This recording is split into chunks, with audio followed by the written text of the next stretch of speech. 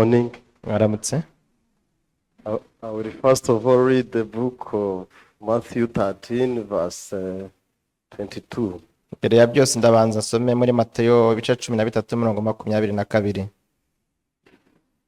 The Bible says, "Now he who received the seed among the thorns is he who hears the word, and the cares of this world, and the deceitfulness of the riches shock the word, and he becomes unfruitful." 22 aravuga ngo kandi usa n'izibibwe mu mahwa uwo ni we wumva ijambo maze amahwa y'iyi si n'ibihendo by'ubutunzi bikaniga iryo jambo ntiryere. Amen. Amen. I thank God for salvation and belonging in a good church. Ndashima Imana kubw'agakiza no kuba mu itorero ryiza. So our church does not allow us to put our focus on the situation, Itorero ryacu ritwigisha kudashyira cyangwa guhanga amaso ibiriho, to only focus what is spoken by God, ahubwo ridushishikariza guhanga amaso iby'ijambo ry'Imana rivuga, to only hold the promise of God. ndetse no kugundira isezerano ry'Imana. So in the book of Romans chapter 4, Bible talks about Abraham. Mu gitabo cy'Abaroma ibice 4 ijambo ry'Imana rivuga kuri Aburahamu. Bible says, even if he saw his bodies like dead, and his wife was beyond to give birth, Ngo nubwo rero Aburahamu yagaraga ko umubiri we umeze nk'ushaje ndetse n'umugore we atabasha kubyara, so he kept on looking to the promise of God that he will bear a child. ariko ntibyabujije kutagumana isezerano ry'Imana ko Imana izabaho urubyaro. So the testimony is based on the burial of my father. Rero ubuhamya bwanjye bushingiye ku gushyingura k'umubyeyi wanjye, That was a chance to preach the gospel too. kuko yari amahirwe yo kubwiriza ubutumwa. So Pastor Jean-Pierre came to me in the early morning. Pastor Jean Pierre yanjeho mu gitondo kare, So I mean that day. uwo munsi, And he asked me the way I prepared my trip. ambaza uburyo nari niteguye ndetse n'urugendo. So, and he advised me to go with a brother from here. Yanshishikarije rero ko engira inama yo kujyana n'umwene data umwana mu itorero. And it was amazing. After we reached there, he started to share the word with the people. Byari bitangaje ko tukigerayo yatangiye kubwiriza ubutumwa bwiza bari baraho hantu. So, and I heard from one lady saying, "Here is a different preacher from our place." Rero nayumviye umwe mu bamama bari bahari avuga ati hano hari umuvuga butumwa ubwiriza ibitandukanye n'ibyo muri kano gace. So he's speaking in a good voice, and his preaching can give you the rest. Rero arivugira ataravuga mu ijwi rituje kandi wumva ubutumwa atanga bwatanga ikiruhuko. So, and the others left cooking and they went to hear. Ndetse bamwe baretse ibyo gutegura amafunguro bajya kumva gutega amatwi. So I was not actually sorrow, because we have been there to share the good news instead of sorrow. Rero ntago naheranywe n'agahinda, ahubwo nabibonye nk'amahirwe kuko twarimo tubwiriza ubutumwa bwiza. And even the day we brought our father in Kigali for treatment, Kandi mbere yaho twari twazanye data i Kigali kumuvuza. I took preachers to the house of my elder brother. Natwaye ababwiriza butumwa aho ngaho kwa mukuru wanjye. I went with Eugene, Pierre, Nagiyeho na Eugene ndetse na Pierre, Mama Sharon, Deacon Charles, njyanye na Deacon Charles na Mama Sharon, and they stood on your behalf. I felt that you are all preaching to him. kandi nabatwaye ku bwanyu kugira ngo mubwirize ubutumwa. So actually, they asked him, "Are you righteous or you are a sinner?"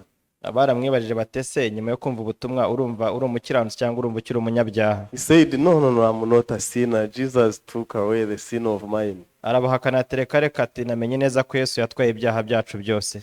So after I received the gospel in 2012, I preached to him in a hot way.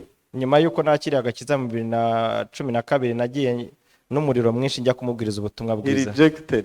icyo gihe yarabwanze. I remember he said to me, Ndabyibuka ko icyo gihe yamwibwiriye ati "Uburogaso." ati, So it's like a parable saying, no, no, go away. yabaye nk'umukuriraho neza. So when he was sick, I took that opportunity to preach the gospel. Rero igihe yari arwaye nyina abifashe nk'amahirwe yo gutwara abavugabutumwa ngo mubwirize. And the day I spent the night in the hospital, I used to preach the other sick people and their people to help them. N'igihe twamaraga ijoro mu bitaro turi kumwe nawe, byari amahirwe yo kubwiriza abandi barwayi b'iruhande rwe. The reason why I have read this verse, Impamvu rero nasomye kino cyanditswe, we always hear the word of God in the service, in the cell meeting, on the audio. duhora twumva ijambo ry'Imana buri munsi mu materaniro ndetse n'ahandi muri za cell meetings. But here Bible is talking about thrones. Ariko hano birimo aravuga ibijyanye n'amahwa. So the problems cover the promises of God. Rero ngo cyangwa se bikikije ijambo isezerano ry'Imana. And you know, the devil works to erase the promise in your heart. Kandi igihe cyose umwanzi aba ashaka gukura iryo sezerano ry'Imana mu mitima yacu. There is one senior pastor, he told us, you can lose everything, but do not lose the promise of God. Ari ya mushumba umwe mukuru wigeze kutubwira yuko twakwemera tugatakaza ibintu byose ariko ntidutakaze isezerano ry'Imana. So there was a conflict of the heart also. Icyo gihe rero hari intambara mu mutima. So my father was a Catholic goer. Data yari umukatolike. So they prepared themselves to farewell him. Kandi nabo bateguye ibyo kumushyingura. I was feeling, how am I going to preach? We are like two countries fighting.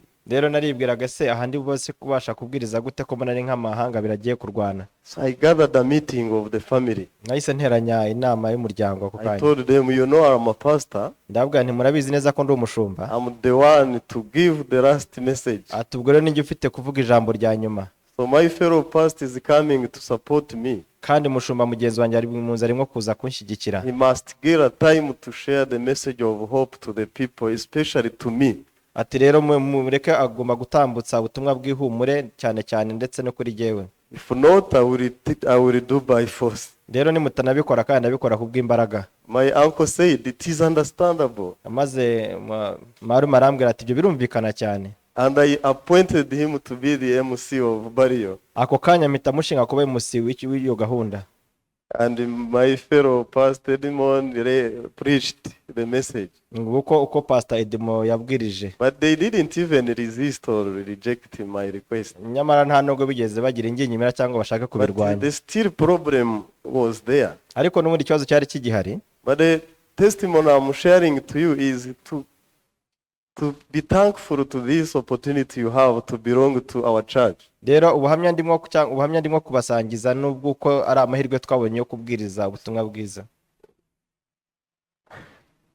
So it's a chance to be in this church. Na amahirwe rero muri no torero. When you kid and joke and you lose this chance, you will struggle the same struggle I struggled. Nudakoresha no mahirwe rero uzahura n'ibihe bikugoye. Our children must raise in a good church which preaches the good message. Abana bacu bakwiye kurira mu itorero kandi bakure bumva ubutumwa bwiza. So I didn't allow any throne to cover the promise of God in my heart. Rero ntago nemerewe ko amahwa apfukirana isezerano ry'Imana mu mutima wanjye. In the sadness I didn't import such sadness in my heart. Ntago nigeze nemera ko agahinda kinjira mu mutima wanjye. So God helped me. Imana yaramfashije. My father died where I had no debit of him in my heart. Rero data yapfuye numva nta mwenda n'umwe mfite kuri we. Because we treated him in the hospitals of Kigali. Uko twagejeje kumuvuza amavuriro yose ashoboka muri Kigali. In King Faisal, in Kanombe, the best hospitals in Kigali, they treated him. Faisal ndetse ni Kanombe ngo amavuriro meza mu Rwanda yaramuvuye. So I have no words to say actually. Rero nta magambo mfite menshi. The church supported me with the car of the church. Itorero ryanshyigikiye mu buryo butangaje. And you did, it was a miracle the way you supported me financially. Byari bitangaje uburyo mwashyigikiye mu buryo bw'amafaranga. I was receiving message and I say what? Telefone yanjye yakiraga ama message ya momo buri kanya nkibwa ntibi niki. So I have no way to thank you. rero ntabwo mfite uburyo ki nabashimira But pe. I thank God gusa ndashima Imana and I thank you all to be kandi on my nkabashimira side. mwese. I thank you for everything. Mbashimiye kuri bwa buri kimwe cyose. So the two pastors supported me from the beginning, Abashumba bashyigiye kuva bigitangira, and you all supported in one way or the other. namwe mwashyigiye mu buryo bumwe cyangwa ubundi, And the gospel have been preached in my area. kandi ubutumwa bwiza bwabwirijwe muri kariya gace. And the people know the way that this guy, the way his church preaches is different. kandi abatuye baho bavuze ko So, uburyo abigisha butandukanye I will request you to support me to have a big conference there, crusade. The whole sector will be there.